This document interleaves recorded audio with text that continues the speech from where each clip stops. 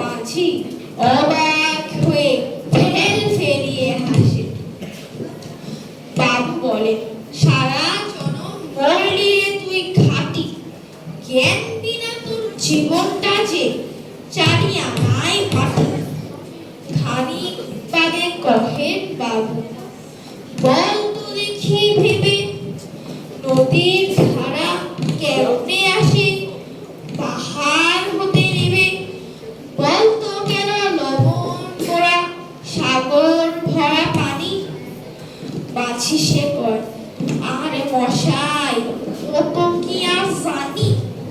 বাবু বলে, এই বয়সেও জানিস নেও তাকি, জীবনটা তোর নেহাত খেলো, কষ্ট আমায় ফাঁকি। আবার ভেবে কহেন বাবু, বল তোরে গুরু, কেন এমন নীল দেখা যায় আকাশের ওই চূড়? বল তো কেন সূর্য চাঁদে গ্রহণ লাগে কেন?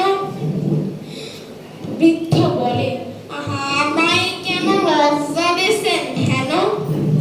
বাবু বলেন, বলবো কি আর, বলবো তোরে গীতা, দেখছি এখন জীবনটা তোর বানর আনায় বৃথা। খানে গোবারে ঝড় উঠেছে, ঢেউ উঠেছে ফুলে, বাবু দেখে নৌকো খানি বুঝে তুলে। মাঝে কর এ কি আপদ, ওরে ও ভাই মাঝি, ডুবলো নাকি নৌকো এবার, মরবো নাকি আজি?